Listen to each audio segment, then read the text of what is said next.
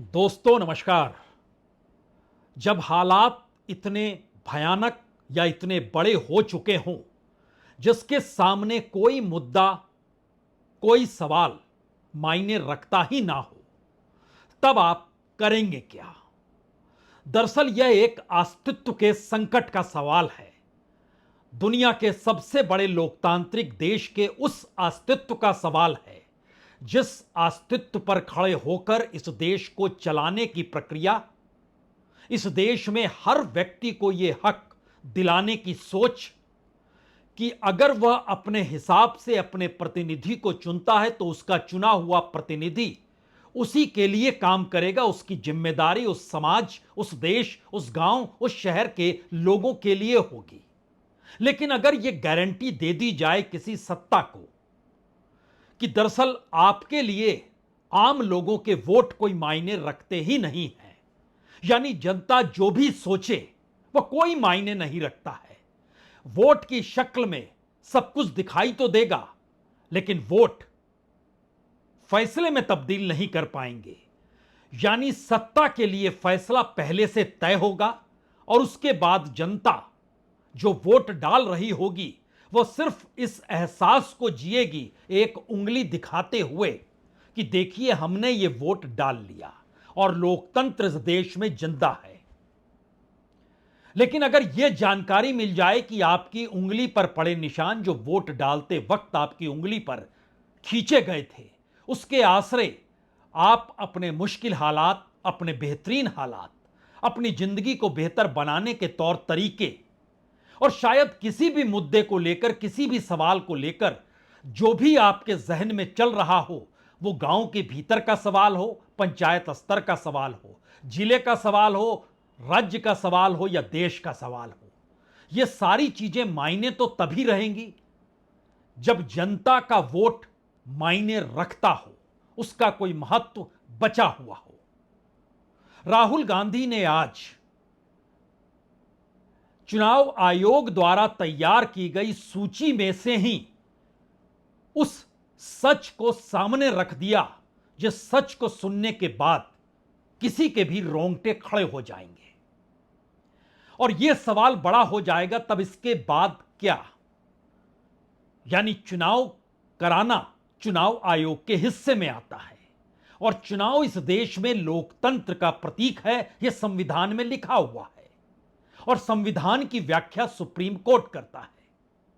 तो अगर एक झटके में सारे संस्थान सिर्फ और सिर्फ सत्ता को बरकरार रखने में ही जुट जाएंगे तो वो पूरी प्रक्रिया, वो पूरा सिस्टम चरमरा के कैसे ढह जाएगा, यह कल्पना इससे पहले अलग अलग संवैधानिक संस्थानों या स्वायत्त संस्थानों के ढहते हुए परिप्रेक्ष्य में इस देश के भीतर अलग अलग राजनीतिक मुद्दों के आश्रय सुनाई तो दी थी।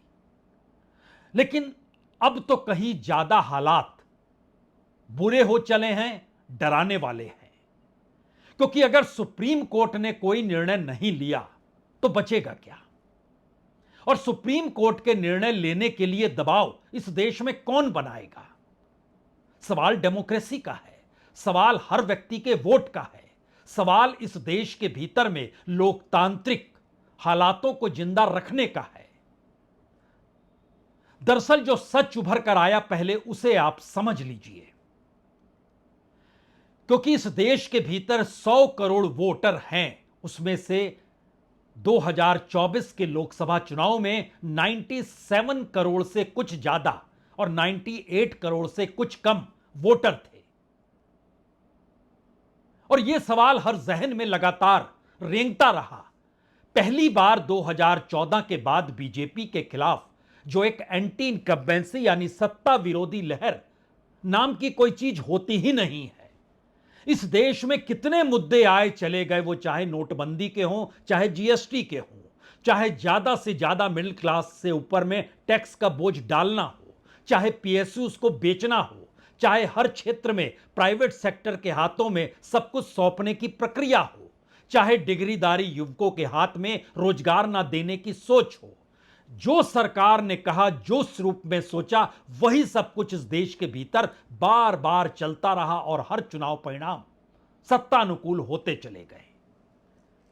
आज दरअसल जिस तथ्यों के साथ जिन चीजों को रखा, उसमें इस देश के भीतर में चुनाव के वक्त वो एग्जिट पोल का सर्वे हो या चुनाव से पहले का सर्वे हो, किसी चुनाव को लेकर किसी भी मीडिया हाउस की कोई भी सोच हो, विशेषज्ञों की टीम किसी भी रूप में बैठ जाए, कोई मायने नहीं रखता है। क्यों नहीं रखता है, यह सवाल बड़ा है। जो फैक्ट्स रखे गए वो चौंकाने वाले इसलिए हैं क्योंकि एक लोकसभा कॉन्स्टिट्यूएंसी में से एक असेंबली सेगमेंट को कांग्रेस पार्टी ने चुना, कर्नाटक की बैंगलोर सेंट्रल, जिसमें 32,707 वोट से बीजेपी जीत गई। बीजेपी को मिले 6,58,917 वोट और कांग्रेस को मिले थे 6,26,208 वोट। इस बैंगलोर सेंट्रल के तहत जो विधानसभा के सेगमेंट्स आते हैं उसमें सरवना नगर कांग्रेस जीत जाती है, कांग्रेस आगे रहती है। शिवाजी नगर कांग्रेस आगे रहती है। शांति नगर कांग्रेस आगे रहती है। गांधीनगर कांग्रेस आगे रहती है। चामराजपेट कांग्रेस आगे रहती है। लेकिन महादेवपुरा में बीजेपी आगे निकलती है और बीजेपी इस मार्जिन से आगे निकलती है कि बाकी तमाम जगहों पे जो सेगमेंट असेंबली के हैं उसमें बीजेपी की हार से ज्यादा बड़े रेशियो से यहां पर इस सेगमेंट में बीजेपी आगे निकल जाती है और कांग्रेस 32,000 वोट से हार जाती है और इस सेगमेंट को महादेवपुरा को चुना गया। इसमें कांग्रेस को मिले वोट 1,15,586 और बीजेपी को वोट मिले 2,29,632, यानी कुल वोटों का जो अंतर है वह 1,14,046 वोटों का है। और कांग्रेस ने 6 महीने की प्रक्रिया में एक एक चीज को परखा, समझा, भोगा और उसके बाद आज खुले तौर पर राहुल गांधी ने यह ऐलान किया कि दरअसल सिर्फ इसी कॉन्स्टिट्यूएंसी में जहां बीजेपी को 2,29,632 वोट मिले और वह 1,14,046 वोट से आगे रही और इस लोकसभा कॉन्स्टिट्यूएंसी में बीजेपी 32,000 वोट से जीत गई, तो यहां पर 1,250 वोटों की चोरी हो गई।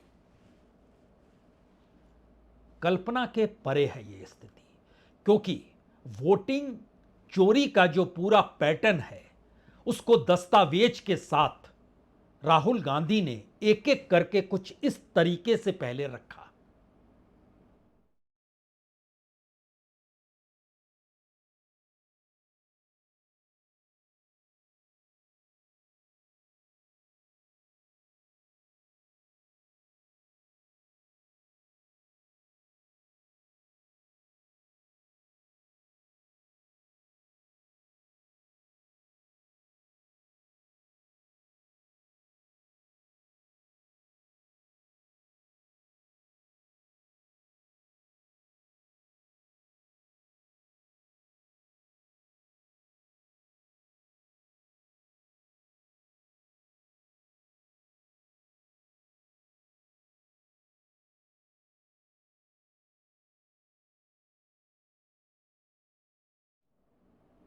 दस्तावेज के तौर पर सब कुछ मौजूद था और जो 1,250 वोट जो चोरी के निकले महादेवपुरा में, जो कि बेंगलोर सेंट्रल कॉन्स्टिट्यूएंसी का एक असेंबली सेगमेंट है, उसमें बकायदा किताबों की शक्ल में हर नाम का जिक्र करते हुए डुप्लीकेट वोट 11,965 बताए गए।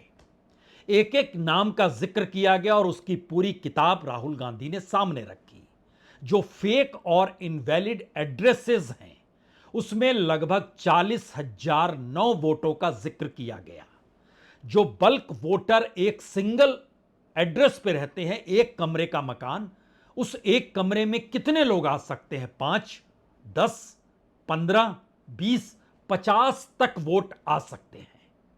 और ये सारी परिस्थिति के भीतर जो फेक और इनवैलिड एड्रेसेस थे, जो 40,000 के, उसमें एक एक नाम के साथ सिर्फ और सिर्फ यह भी नहीं परखा गया कि उसने कितनी जगहों पर वोट डाले इसी सेगमेंट में, बल्कि कर्नाटक के भीतर भी दूसरे सेगमेंट में भी उसने वोट डाले। और तो और कई नाम ऐसे हैं जो इस देश के 8 राज्यों में वोट डालते हैं। नाम वही, पिता का नाम वही, एड्रेस उस जगह पर बिल्कुल ऐसा दिखाई देता है जो नहीं पढ़ पाएंगे।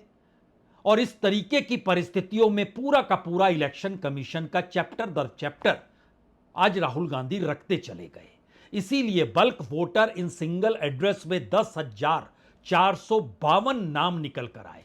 जो इनवैलिड फोटोज है, यह भी बड़ा महत्वपूर्ण है। तस्वीरें होनी चाहिए, लेकिन तस्वीर भी नहीं है। यह तस्वीर एक चींटी की शक्ल में एक दाग लगा दिया गया और कहा यही तस्वीर है। 4,132 सिर्फ इस एक असेंबली सेगमेंट में।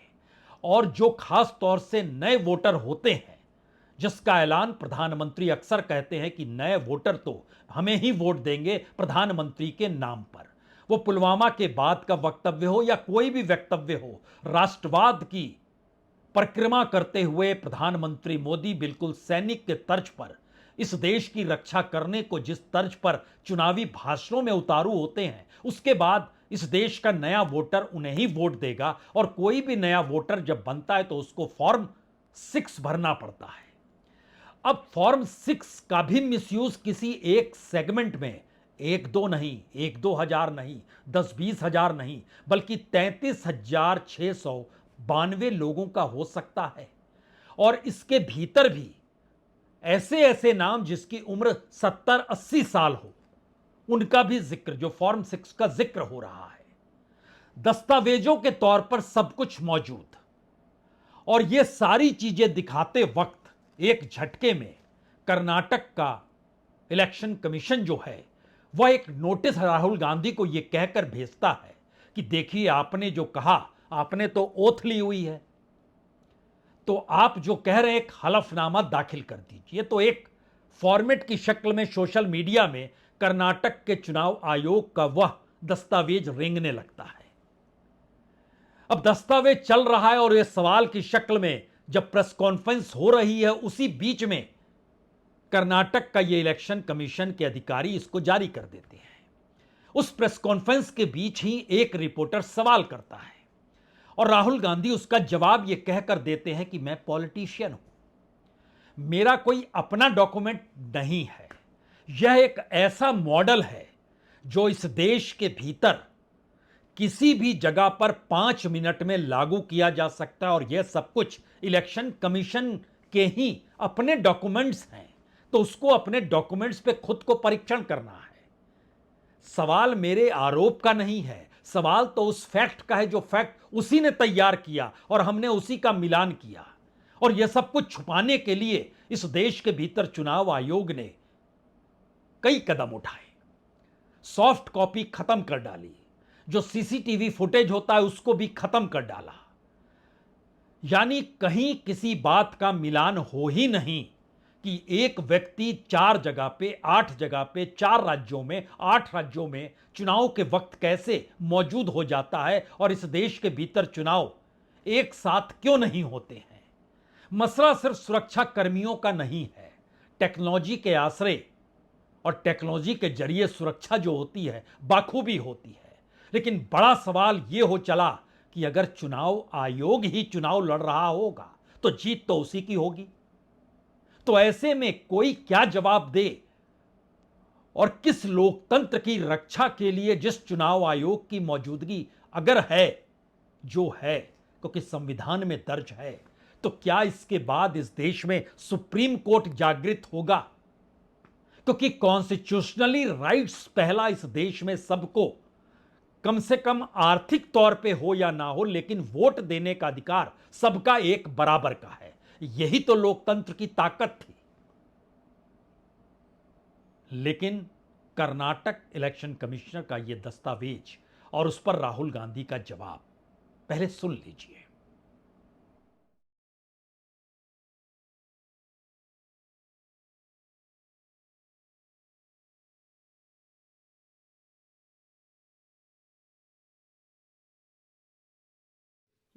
Okay? What I say to the people is my word. Right? I'm saying it publicly to everybody. take it as an oath. This is their data, and we are displaying their data. This is not our data. This is Election Commission data. It's interestingly, they haven't denied the information. They haven't said what the voter lists that Rahul Gandhi is talking about are wrong. They're saying, will you do it under oath? Why don't you say they're wrong? Because you know the truth. And you know that we know that you've done this across the country. यहां आपके जहन में एक सवाल होना चाहिए कि Congress party इस देश की सबसे पुरानी पॉलिटिकल पार्टी है। यह भी सवाल होना चाहिए कि इस देश के भीतर जो संविधान है, उसके मातहत इस देश में जो चुनाव होते हैं, उस चुनाव को लेकर अगर कोई भी राजनीतिक दल सवाल खड़ा करता है और पहली बार कटघरे में सिस्टम नहीं बल्कि उस सिस्टम को बनाने वाला संस्थान यानी चुनाव आयोग ही है, तो फिर क्या होगा? तो क्या इस देश के भीतर इलेक्शन कराने का पूरा सिस्टम धराशायी हो चुका है? या इस दौर में राजनीतिक सत्ता ने चाहा कि अब वो सत्ता को छोड़ेगी नहीं, तो कम से कम एक ताकत तो अपनी हथेली में हमेशा रखे कि उसे कोई सत्ता से चुनाव में नहीं हटा सकता है, और जब चुनाव में नहीं हटा सकता है तो उसके बाद वो जिस दिशा में चाहे वैसा काम कर सकती है।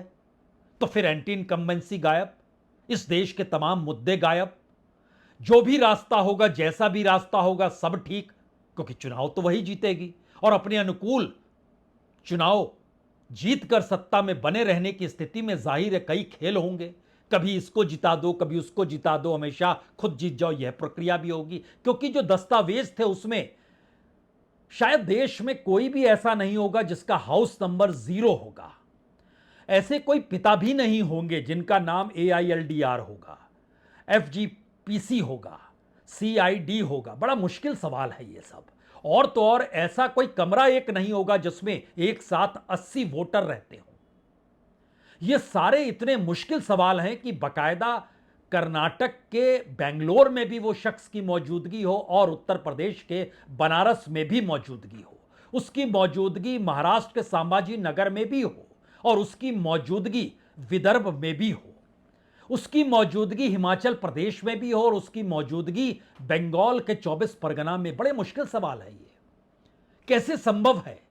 सब कुछ लेकिन आंखों के सामने है, सब कुछ देख रहे हैं आप, और यह सवाल बड़ा होते जा रहा है कि अब क्या, अब कैसे, और अब क्यों और किस दिशा में आगे बढ़ा जाए। पहला नियम तो कहता है बहुत साफ तौर पर, सुप्रीम कोर्ट सुओ मोटो के आसरे एक झटके में सुनवाई शुरू करे, तमाम डॉक्यूमेंट्स को अपने हाथ में ले, जांच की प्रक्रिया तय करे, इस देश के भीतर एक टीम बनाए, वह टीम इन तमाम डॉक्यूमेंट्स को अपने तौर पे परखना शुरू करे, उसकी रिपोर्ट का एक वक्त निर्धारित हो, और उसके बाद यह तय हो जाए कि दरअसल जिस एक कॉन्स्टिट्यूएंसी को लेकर किया गया, और उसके बाद इलेक्शन कमीशन से कहा जाए हमें इसमें गड़बड़ी मिली है और आप तमाम कॉन्स्टिट्यूएंसीज के जो सॉफ्ट एस्पेक्ट्स होते हैं उसको हमको दे दीजिए जो डिजिटली आप दे पाएंगे, और उससे मांग ले आप खत्म कैसे कर सकते हैं। और यह सवाल कांग्रेस के नेता राहुल गांधी भी उठाते रहे कि दरअसल डिजिटल दौर में आप डाटा को खत्म कैसे कर सकते हैं। यह तो पहला रास्ता है, लेकिन इस रास्ते के साथ साथ यह भी सवाल है अब विपक्ष क्या करेगा, अब क्या होगा, कैसे होगा। क्योंकि बिहार चुनाव के परिणाम सबको पता चल गए, बंगाल चुनाव के परिणाम भी एक हद तक पता चल चुके हैं, वो सरकार की मर्जी पर है।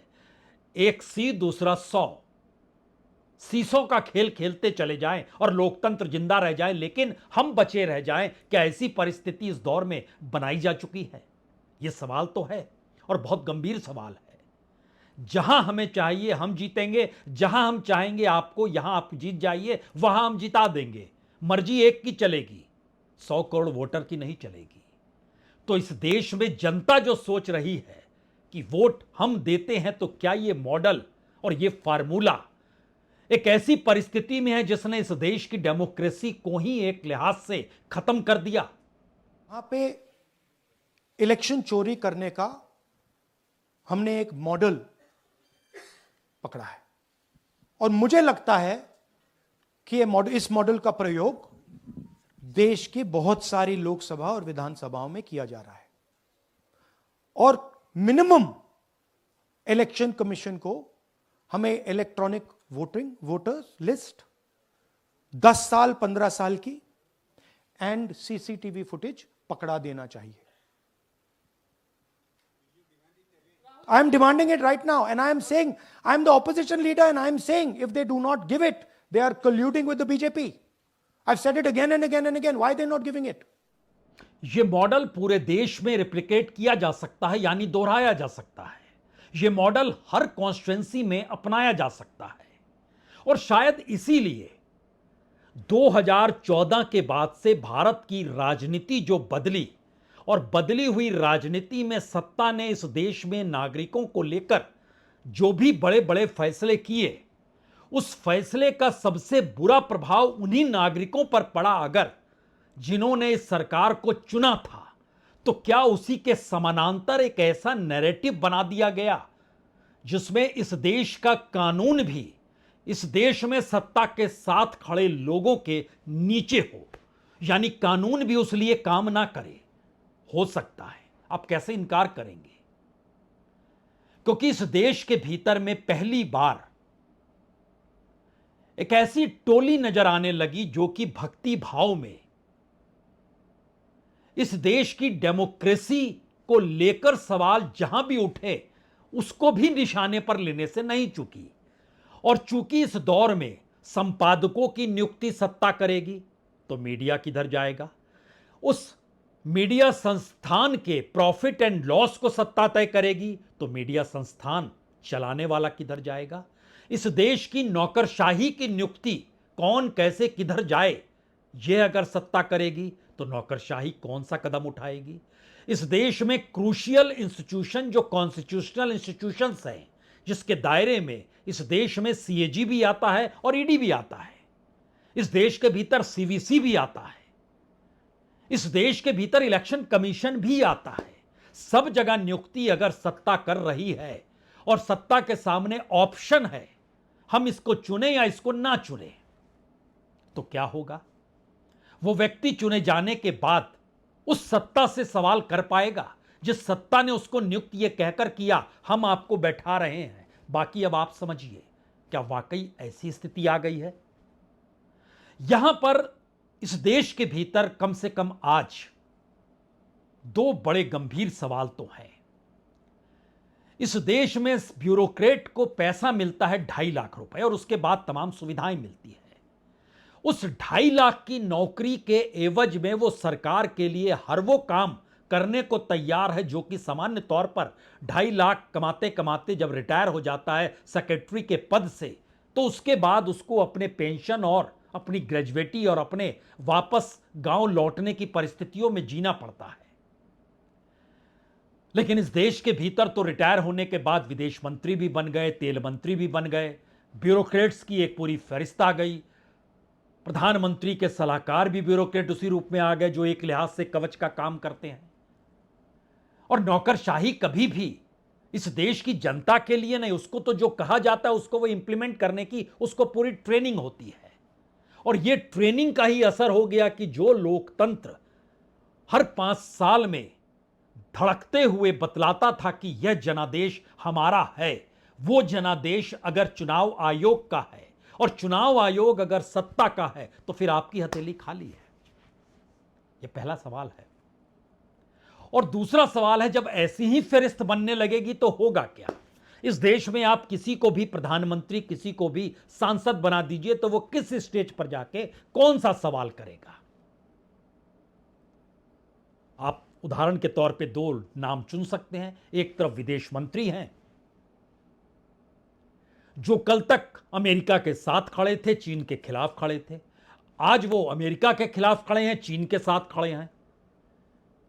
कल तक खुले तौर पर पाकिस्तान के साथ युद्ध करते वक्त वो चीन का जिक्र कर रहे थे, देखिए वो मदद कर रहा है. आज उसके साथ व्यापारिक दृष्टि चाहिए तो साथ खड़े हैं. तो तर्क तो कहीं भी जा सकते हैं, लेकिन यह भी समझना होगा कि दरअसल यह एक ऐसी प्रवृत्ति है जो प्रवृत्ति आपको किसी भी देश को आगे बढ़ाने के लिए नहीं होती है, सिर्फ तत्काल को बचाने की होती है। और दूसरी तरफ एक दूसरे सांसद हैं, रवि किशन जी। पार्लियामेंट में इन्होंने सवाल भी उठाया तो उठाया कि समोसा एक बराबर पूरे देश में क्यों नहीं होता है। यानी किसी भी व्यक्ति को, या फिर निशिकांत दुबे का जिक्र आप कर लीजिए, यहां पर रवि किशन का नहीं करते हैं, जिनको लगा इस देश के चीफ जस्टिस इस देश के भीतर में दंगा करा देंगे या दंगा कराने की परिस्थितियां अपने फैसलों के जरिए दे रहे हैं। या फिर इस परिस्थिति में आप पूर्व उपराष्ट्रपति धनखड़ जी को भी याद कर सकते हैं।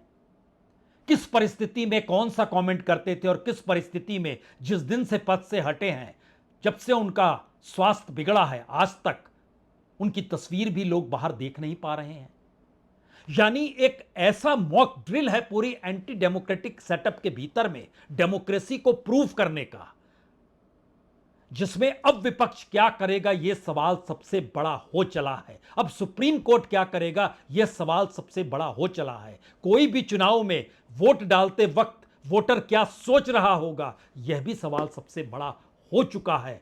क्योंकि जो सवालों का पूरा झुंड है, वो झुंड दरअसल एक ऐसे गुलदस्ते में तब्दील किया जा चुका है जिसकी खुशबू सत्ता के लिए ही चलती है, सत्ता के लिए ही बहती है, और उसको यह आश्वासन और भरोसा पूरा दिला देती है, कोई चुनाव हो जाए आपको सत्ता से बेदखल कोई नहीं करेगा।